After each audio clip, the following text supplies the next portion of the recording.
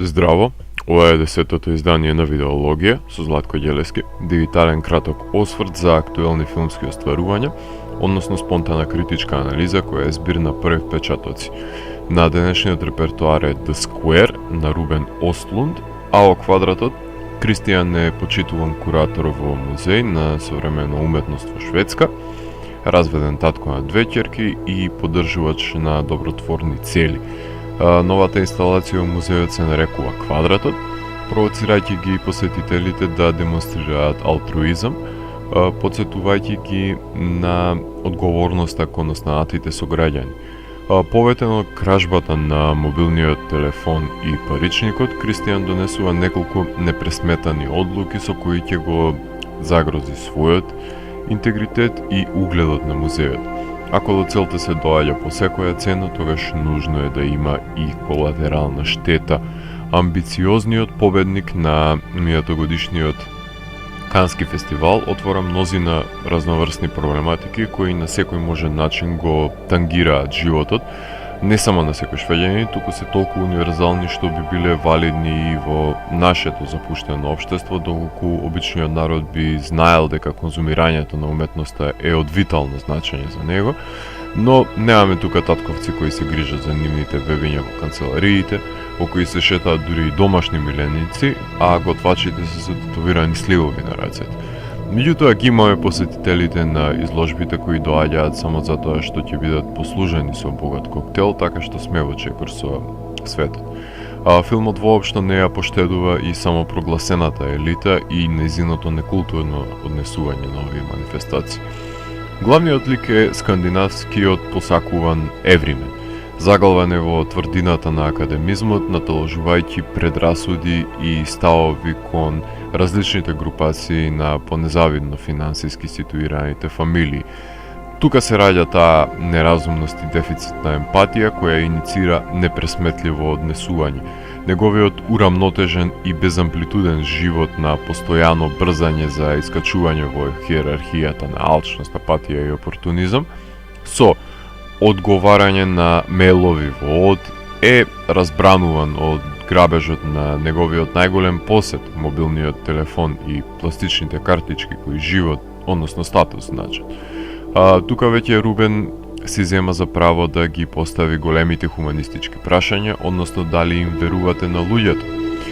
За да биде контрастот ефективен, режисерот постојано подсетува на проблемот на питачите на улиците во Шведска, допирајќи до суштината на утопистичката изложба Квадратот, која има за цел да предизвика добронамерна агенда, која поради дехуманизацијата ќе биде протолкувано како наивна, иако се базира на основните хумани доктрини, иницирајќи доверба и грижа за човекот, кој ќе се најде во оцртаниот квадрат на земјата, подсетувајќи на обврските кои сите ние ги имаме кон нашите соседи, пријатели и најблиски, кои не смеат да бидат повод за мерење на нивоа на алтруизам, за фалби, кој е похуман во сувопарни дискусии на големците на тие елитистички забави. Тука веќе доаѓаме до риторичките прашања за местоположбата и функцијата на уметноста во денешницата. Од иницијалните дискусии дали не изложбата е изложба, до комплексните експлоататорски дуели со социјалните медиуми, ослободени од одговорностите пред виралните напливи на катапултираните информации, кои се борат за краткото внимание на луѓето, доаѓаме до постулатот дека уметноста ја губи борбата со табуата, како најрадикалните видеа кои ја нудат потребната доза на шок стануваат достапни на 2 клика. Спектаклот се преточува во контроверза.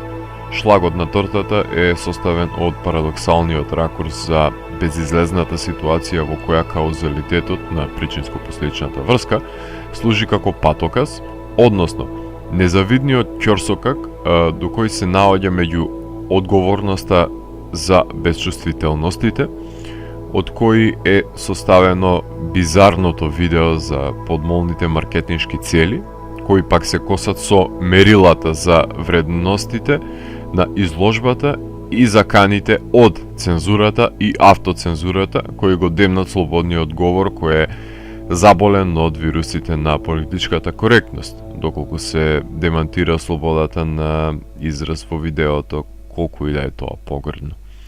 Ова е само гребење по површината на макрокосмичкиот поглед на клучните начела на трагикомичниот филм. Ова социјална сатира која говори и за личните избори на главниот лик во поглед на односот со жените, најлековитно прикажан во релацијата со одличната Еливет Мос и родителствувањето со своите и туѓите деца.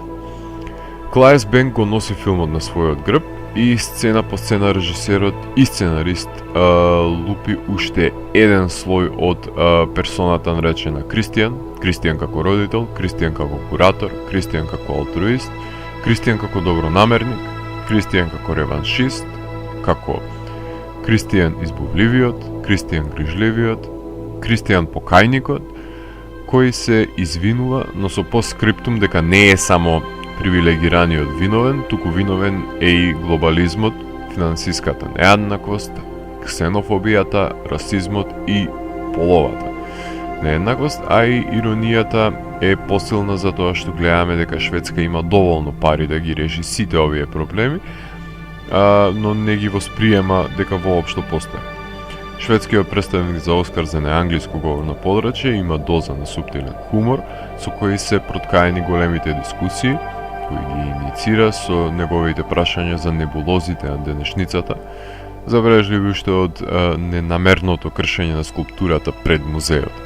Рубен Ослунд веќе имаше еден меѓународен успех со неговиот претходен филм за кокавичлукот во Форс Мажур, но во овој абсурдистички филм излезе надвор од рамките на семејните односи и го стави шведското општество во квадратот под лупа. Кинематографот Фредрик Вензел, со кој Рубен гради заемна соработка, добро се носи со предизвиците да се задржи дистинкцијата меѓу разноразните сценографии наменети за изложбениот простор, хали за елитни свечености, канцеларии и домови на богатите, сиромашните и бездомните. Расмус Торт има направено една музички избор на една интригантна композиција која добро се лепи во сцените во кои главниот лик се соочува со дилемите или последиците од погрешните избори. Режисерот носи одлука во одредени сцени да нема контраплан, наместо тоа тој се задржува на ликовите кои поставуваат прашања, а нивните соговорници ги одговараат со реакција оставена вон камерите, што постигнува реторички ефект. Посензибилитетот е близок до делата на Рој Андерсон, но има многу форни леп за јадење за да може да се спореди со одгризоците на Ларс фон Трир.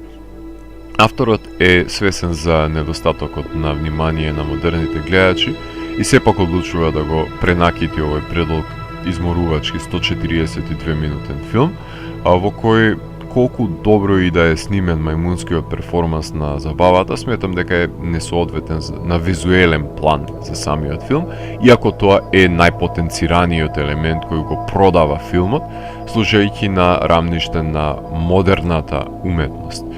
Без разлика што е референца на перформансот на Олег Кулик, тој Тери Нотари одлично го одглуми, наменски играјќи улогата на имитатор на диво животно, со оглед на тоа што веќе има искуство на сличен перформанс во новите филмови од серијалот на војна на планетата на мемуните.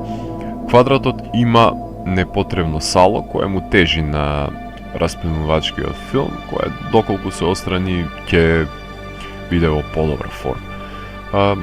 Сакам да знам што има во просторијата кај неверниците на луѓето, затоа што понекогаш сметам дека тоа е копчето кое јас би го притиснал. Ако морам да пресудам за прашањата кои ги поставува оваа емпатична инсталација, тоа што од мене има 4,5 од 5.